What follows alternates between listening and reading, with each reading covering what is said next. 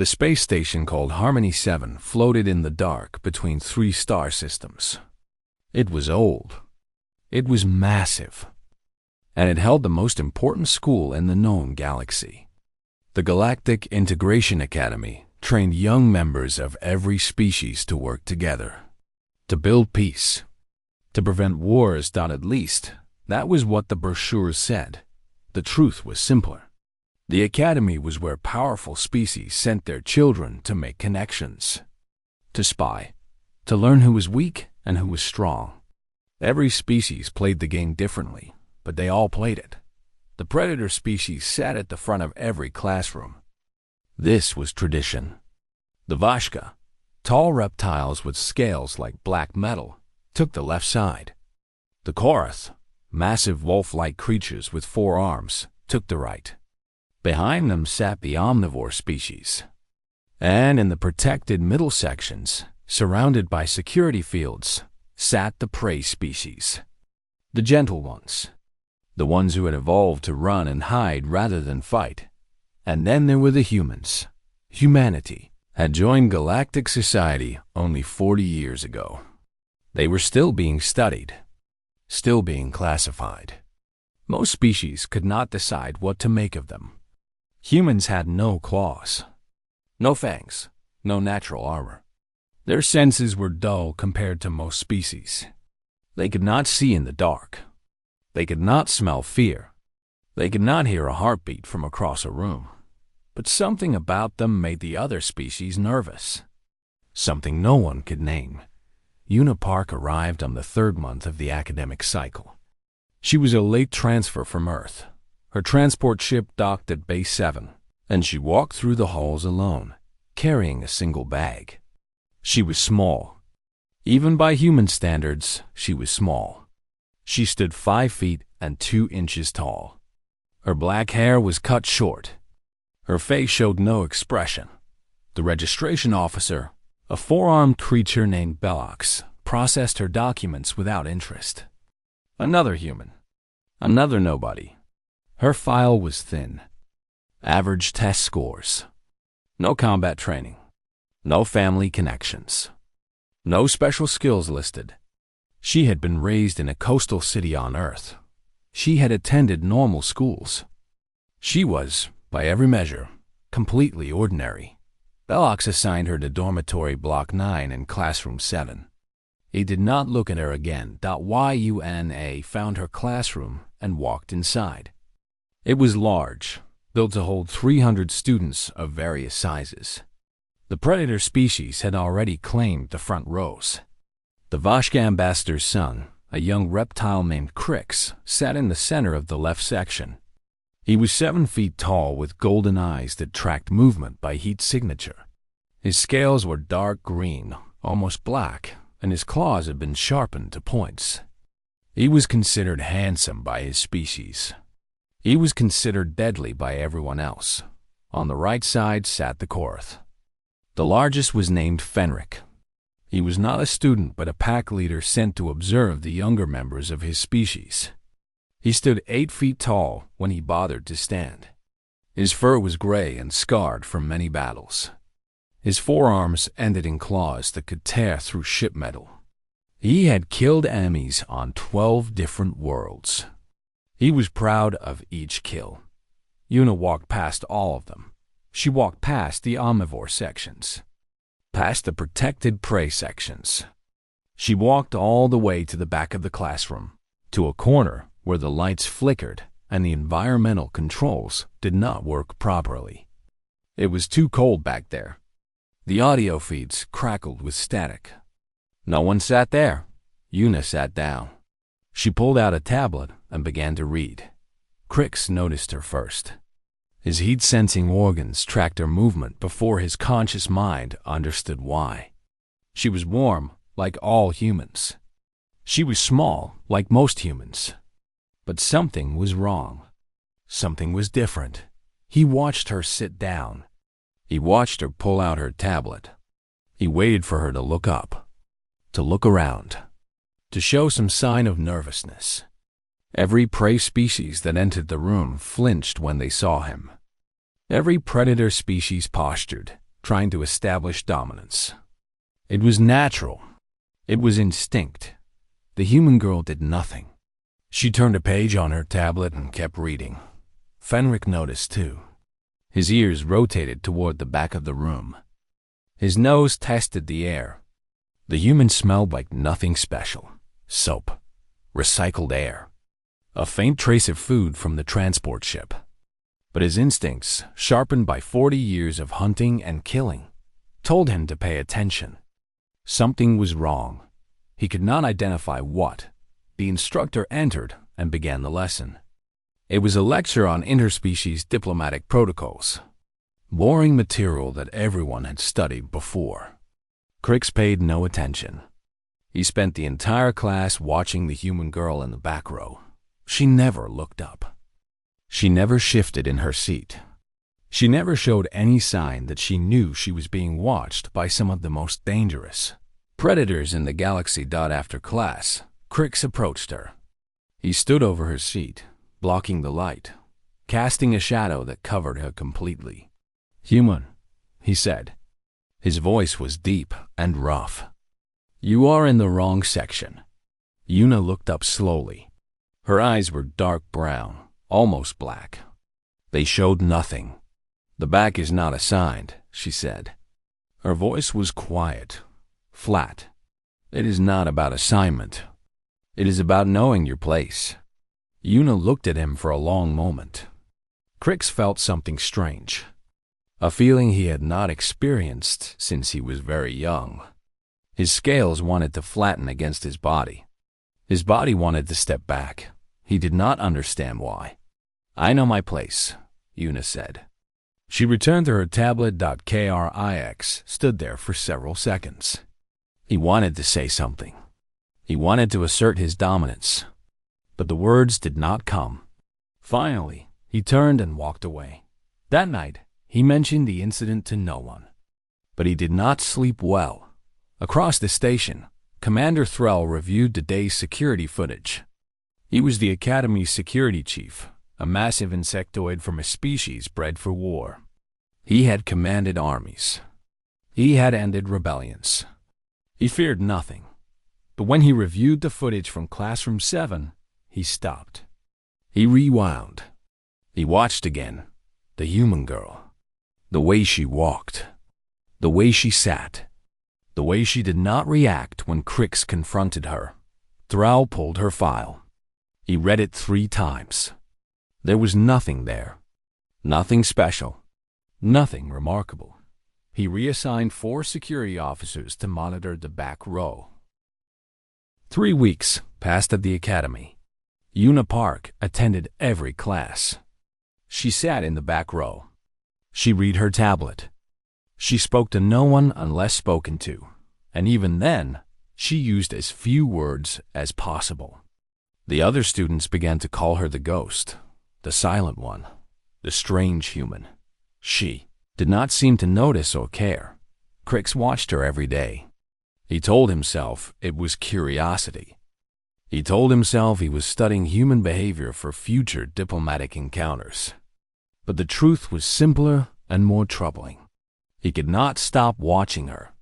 His predator instincts would not let him look away. Other predators began to notice too. The Korath Pack members found their eyes drifting to the back row during lectures. The Vashka nobles whispered about the human who showed no fear. Even the prey species noticed. They began sitting closer to Yuna's section of the room. They could not explain why. They simply felt safer near her. Commander Threll increased security around Classroom 7. He told his officers it was routine. It was not routine. He reviewed footage of Yuna Park every night. He watched her eat alone in the dining hall. He watched her exercise alone in the gymnasium. He watched her walk alone through the station corridors at night, passing through areas where security was thin. Nothing ever happened to her.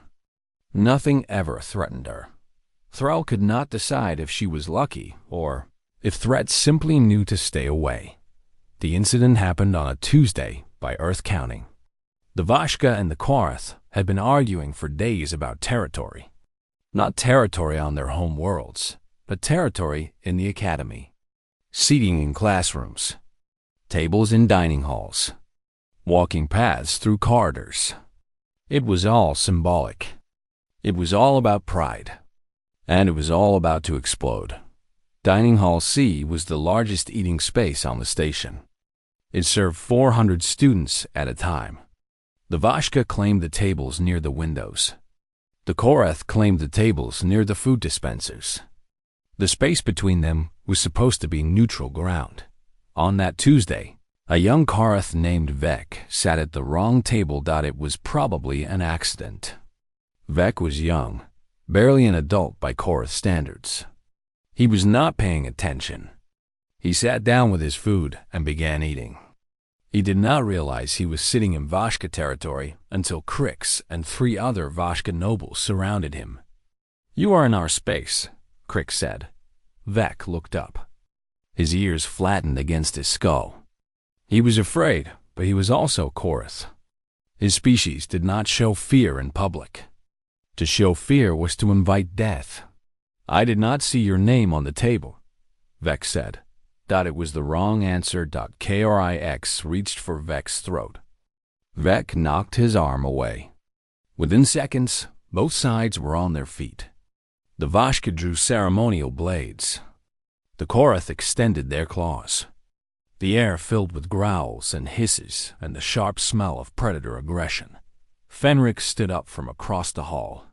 He was not supposed to interfere in student matters, but this was no longer a student matter. This was about pack honor. This was about blood. He walked toward the confrontation, each step shaking the floor. Students scrambled to get out of his way. Prey species ran for the exits. Even other predators backed away. When Fenric reached the center of the room, he stood face to face with Krix. "You threaten my pack," Fenric said. His voice was low, dangerous. "Your pack member disrespects my people," Krix answered. He did not back down. To back down was to lose everything. The 2 apex predators stared at each other. Behind them, their followers waited. One wrong word would start a battle. One wrong move would start a war. The Vashka and the Korath had been at peace for only 20 years. That peace was about to end in a dining hall over a chair. Security forces mobilized across the station. Diplomatic channels went into emergency mode. Warships from both species were contacted. The galaxy held its breath. In the corner of the dining hall. At a small table near the back, Una Park continued eating her rice. She used chopsticks, the traditional eating tools of her homeland on Earth. Her movements were slow and precise. She picked up rice. She put it in her mouth. She chewed. She swallowed. She picked up more rice. Around her, 400 students ran and screamed and fled. Apex predators roared and threatened and prepared to kill. The future of galactic peace balanced on a knife's edge. Una ate her rice. Fenric noticed first. His senses were sharper than anyone else in the room. Even in the middle of a confrontation that might kill him, his instincts screamed at him. They told him that the real threat was not in front of him. The real threat was behind him, at a small table. Eating rice, he turned his head slightly, just enough to see her. The human girl had not moved. She had not run. She had not even looked up. She sat in the middle of what should have been terrifying chaos, and she was bored. No, not bored. She was waiting. Fenric had hunted across 12 star systems. He had faced enemies that could destroy planets. He had never felt fear like this. Krix noticed too. His heat-sensing organs found her through the crowd. Her body temperature was normal. Her heart rate was normal. She was surrounded by screaming students and roaring predators, and her heart rate was normal. That was impossible. Even trained soldiers showed some physical response to danger. Even the calmest warriors had elevated heart rates in combat. This human girl showed nothing. She sat and ate rice as if nothing was happening. The two predator leaders looked at each other. Something passed between them. Something neither could name. The human girl in the corner had not moved or spoken or done anything at all. But somehow, her presence changed everything. Fenric stepped back first. "This is not worth blood," he said. Crix hesitated. He wanted to fight. His instincts demanded it. But those same instincts told him something was wrong. Something he could not see. Something he could not understand. "We will discuss this through proper channels," Crix said finally. The tension broke. Blades were sheathed. Claws were retracted. Security forces arrived and began separating the crowds. Diplomatic officials started damage control. The crisis ended without a single drop of blood spilled out later that night. Both Fenric and Crix would try to explain what happened. They would say they chose peace for strategic reasons. They would say they recognized the political cost of violence. They would say many things, but in their private moments, alone in their quarters, they would both think about the human girl who sat in the back and ate rice while the galaxy almost burned. They would both wonder what would have happened if she had actually done something. They would both be grateful they did. Not find out in her dormitory. Una Park finished her homework and went to sleep. Her face showed nothing. Her file remained empty. Her heart rate remained normal. And somewhere deep in the station, Commander Thrall watched the footage of the dining hall incident for the 14th time. He watched the human girl sit perfectly still while chaos exploded around her. He watched her eat rice with chopsticks as if she was alone in the room. He added a note to her file. Just one word. Observe. Then he added 12 more security officers to her monitoring detail. Every year, the Academy ran a survival exercise. They called it the Hunt Protocol. Students were dropped on an untamed moon with minimal supplies. They had to survive for 7 days. They had to work together. They had to prove they could cooperate across species lines.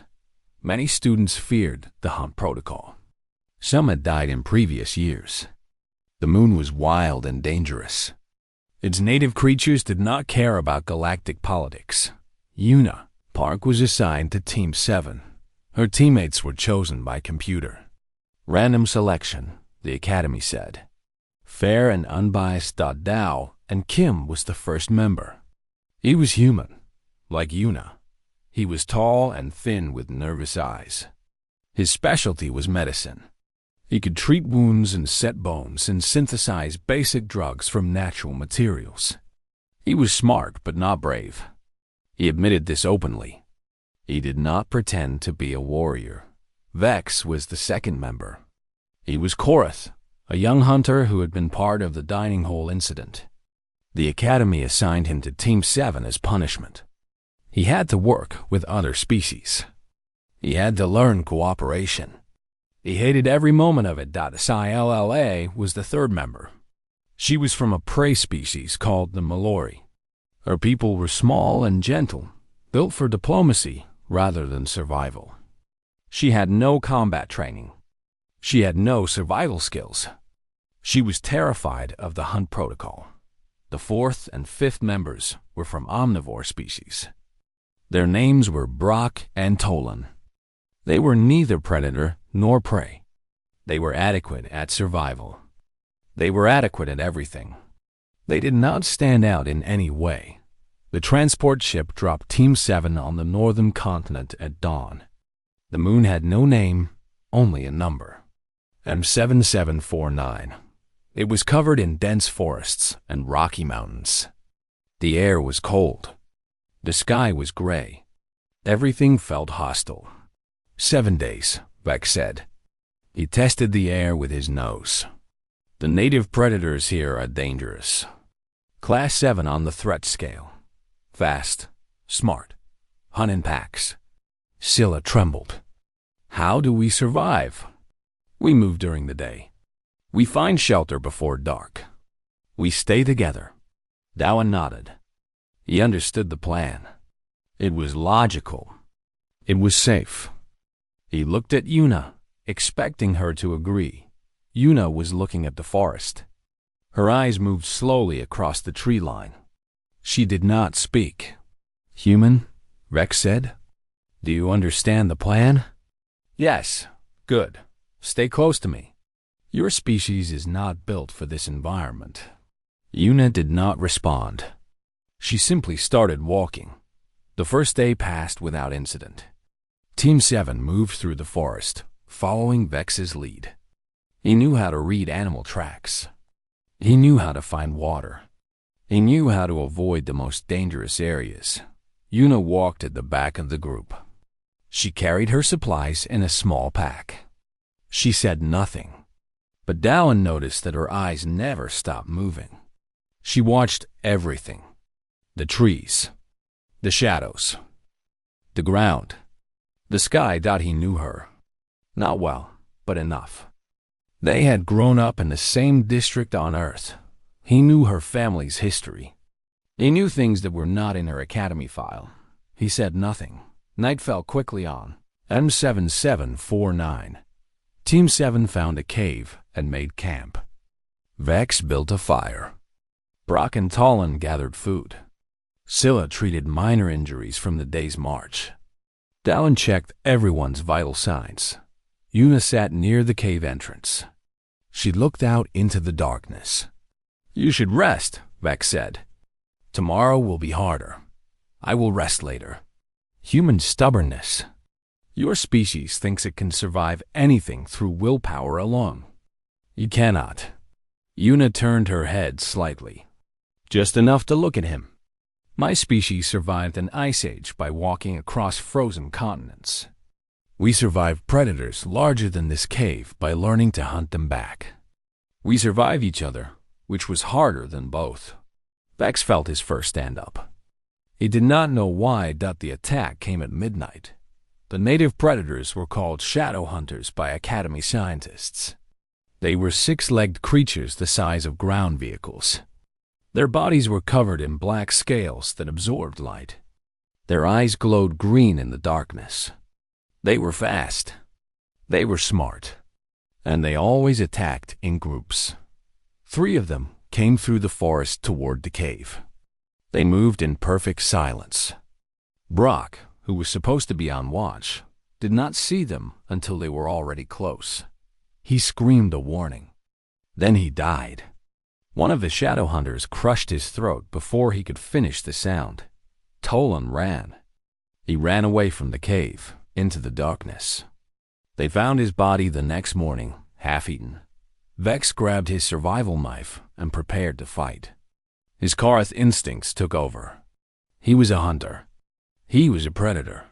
He would not die without a fight. The first shadow hunter charged him. Vex dodged and slashed with his knife. He opened a wound on its side. But the creature was fast. Faster than him. Its claws caught his arm. Blood sprayed across the cave floor. Scylla screamed. Dowan pulled her behind a rock. He had no weapons. He had no way to help. He could only watch. The second shadow hunter cornered Vex against the wall. The third moved toward Dowan and Scylla. Its green eyes glowed with hunger. Its mouth opened, showing rows of teeth like broken glass. Yuna moved. She did not run. She did not scream. She simply moved. One moment she was sitting near the cave entrance. The next moment she was between the shadow hunter and the others. She held a branch in her hands. She had sharpened it during the march. No one had noticed. The shadow hunter lunged at her. 600 pounds of muscle and teeth and killing instinct. Yuna stepped to the side. The movement was small, precise. The creature missed her by inches. As it passed, she drove the sharpened branch through its eye and into its brain. It crashed to the ground and did not move. The second shadow hunter turned away from Vex. It recognized a greater threat. It charged Yuna with all its speed. She did not run. She waited until the last moment. Then she dropped low, under its jaws, and drove her weapon up through the soft tissue of its throat. The creature's momentum carried it over her. It landed behind her, already dying. The third shadow hunter hesitated. Its pack was dead. This small creature, this human, had killed 2 of its kind in less than 10 seconds. It ran. Yuna let it go. The cave fell silent. Vex stared at her, blood dripping from his arm. Scylla sobbed quietly. Dowan had not moved from behind the rock. Yuna pulled her branch from the dead creature's throat. She wiped it clean on the grass. Her face showed nothing. Her breathing was normal. Her hands did not shake. The other 2 ran the wrong direction, she said. Her voice was flat, calm. We should make camp somewhere else. The blood will attract more hunters. Vex had killed enemies across 12 star systems. He had seen warriors from 100 species fight and die. He had never seen anything like what he just witnessed. What are you? He whispered. Yuna looked at him. For a moment, something flickered in her eyes. Something old and cold and dangerous. I am human, she said. We should move. Can you walk? Vex nodded slowly. They moved camp. Yuna took first watch. She sat near the entrance of their new shelter, looking out into the darkness. The sharpened branch rested across her knees. Dow and lay in the darkness, pretending to sleep. He watched her silhouette against the stars. He remembered her grandmother's stories. He remembered what her family had survived. He remembered why humans like Yuna existed. He did not sleep that night. None of them did. Team 7 survived the hunt protocol. 7 days on that moon, and only 2 members died. By Academy standards, this was success. By any reasonable standard, it was a miracle. Vex told no one about what happened in the cave. He told no one about the human girl who killed 2 Class 7 predators with a sharpened stick. He told no one about the look in her eyes afterward, the perfect calm, the complete absence of fear or excitement or anything at all. He did not tell anyone because he did not know how to explain it. He also did not tell anyone because, for the first time in his life, he felt something he had never felt before. Respect for a human. When they returned to the academy, Yuna Park went back to her routine. She sat in the back row. She read her tablet. She spoke to no one. She acted as if nothing had changed. But everything had changed. Vex told no one, but others noticed things. The academy had sensors everywhere. Medical scanners tracked vital signs. Security cameras recorded everything. Someone reviewed the footage from M7749. Someone saw what Yuna did in that cave. Within a week, every predator species on the station knew. The Vashka nobles whispered about it in their quarters. The Korath packs discussed it during their hunts. Even species that had never paid attention to humans began watching the quiet girl in the back row.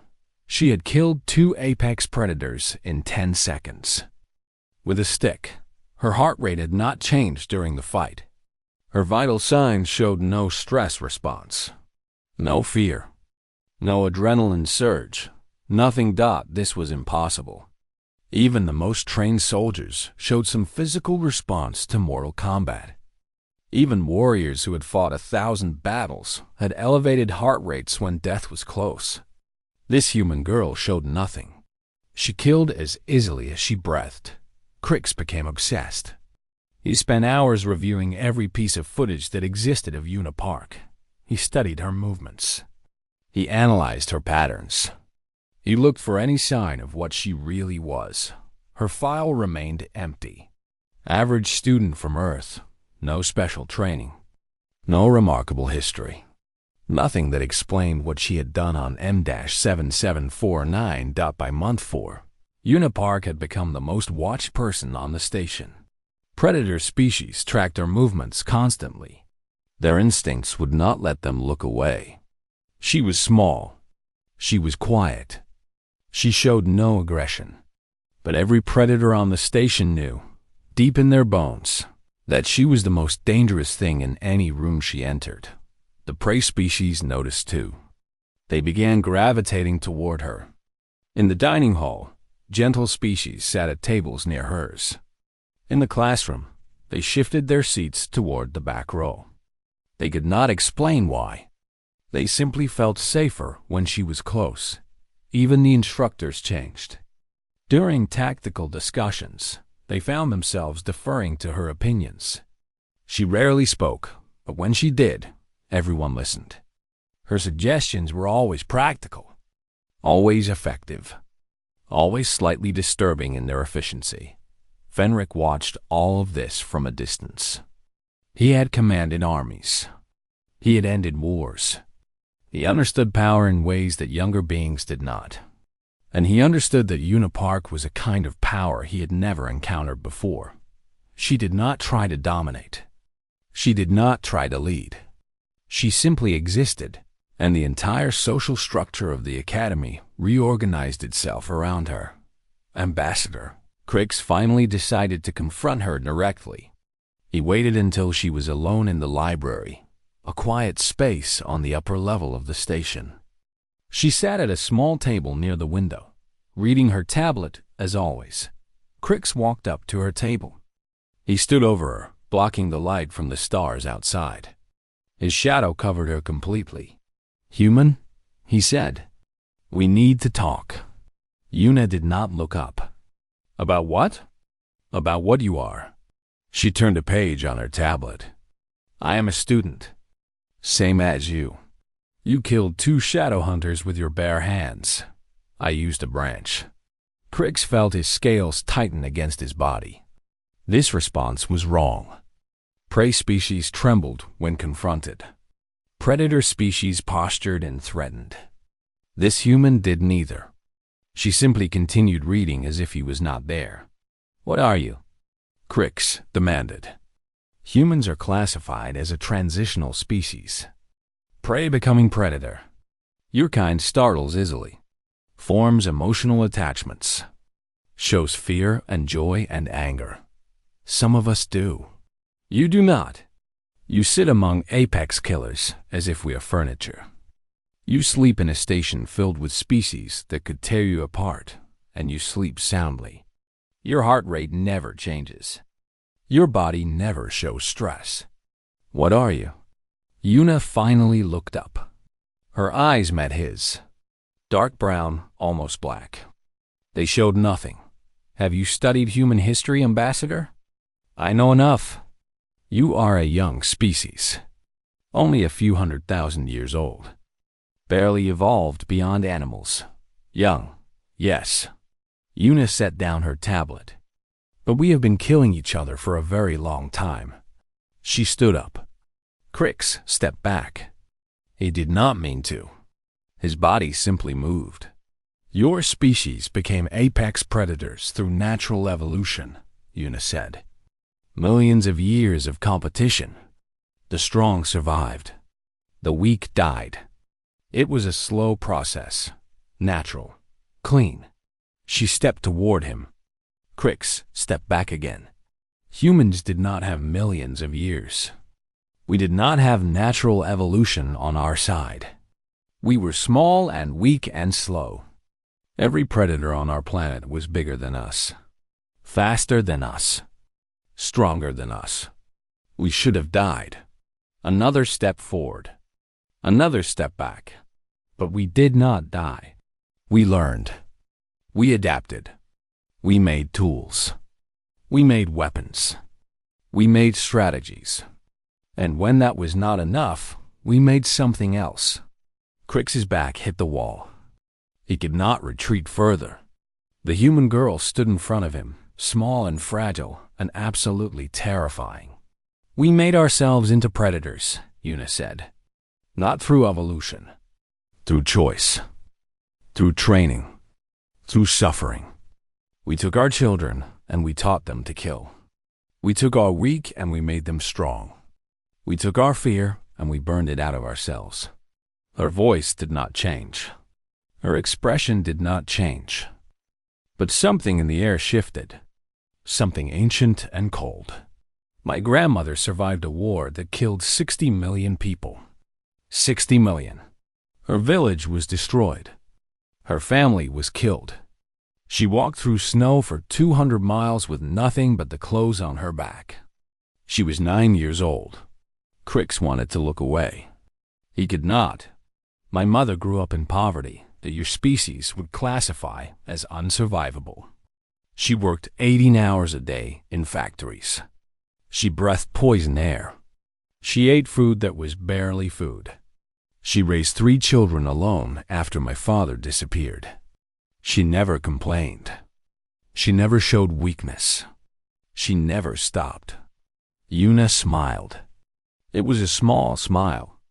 A quiet smile. The most terrifying thing Crix had ever seen. And me? I'm just a quiet girl who reads in the back row. I am just a human. We are just a young species, barely evolved beyond animals. She picked up her tablet. She walked past him toward the door. He did not try to stop her. He could not move Dot at the door. She paused. She did not turn around. Your species fears death, Ambassador. You evolved to survive, to continue, to preserve your genetic line. When you face something stronger than you, your instincts tell you to run or fight or submit. Crix said nothing. His voice would not work. Humans do not fear death the same way. We have killed so many of each other that death has become familiar, comfortable, an old friend we expect to meet. When we face something stronger than us, our instincts tell us something different.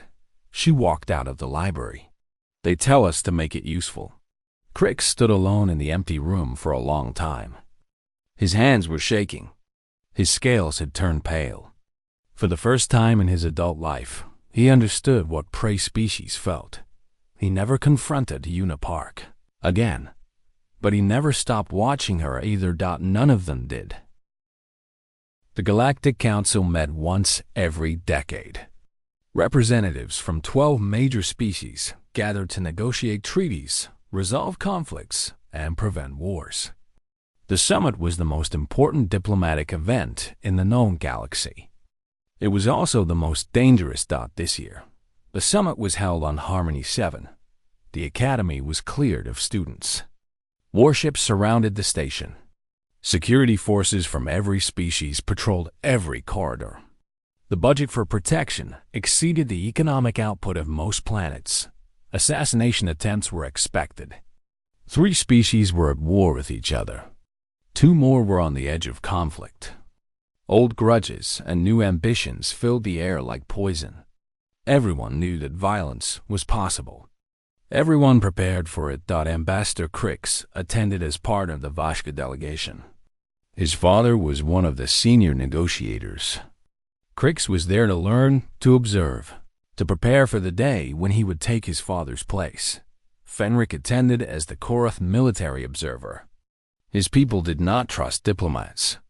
They sent warriors to watch, to judge, to ensure that Korath interests were protected.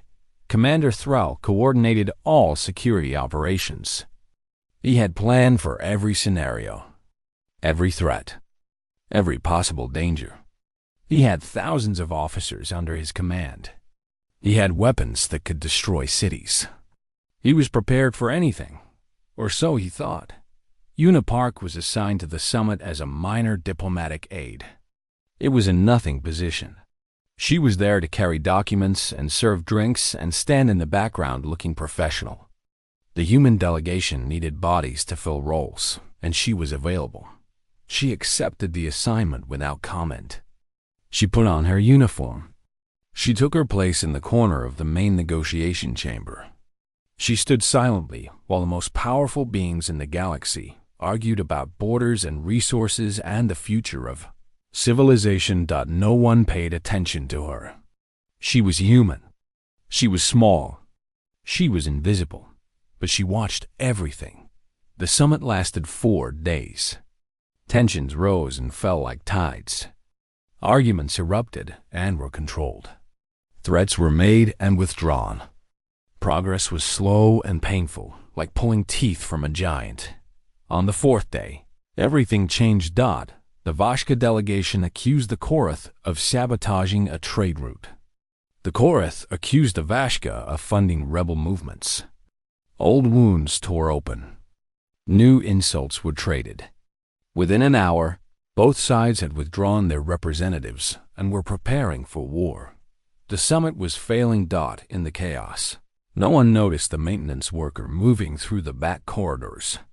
No one noticed the small device being planted near the main negotiation chamber. No one noticed the countdown beginning. No one except Una Park. She noticed because she had been watching. She noticed because she always watched. The maintenance worker moved wrong.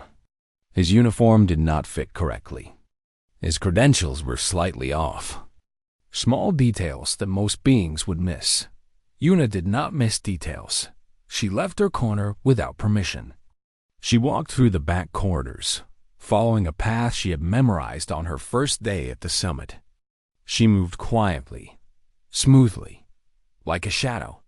She found the maintenance worker near the environmental controls. He was kneeling beside a panel, working on something hidden inside. He was fast, efficient, professional. He was an assassin. The device he was planning was designed to release toxic gas into the negotiation chamber. It would kill everyone inside within seconds. 12 species would lose their leaders at once. The galaxy would burn. The assassin heard her approach. He turned. He was fast, pulling a weapon from his belt in a single motion. Una was faster. She closed the distance between them before he could aim. Her hand caught his wrist and twisted. The weapon fell. Her other hand struck his throat.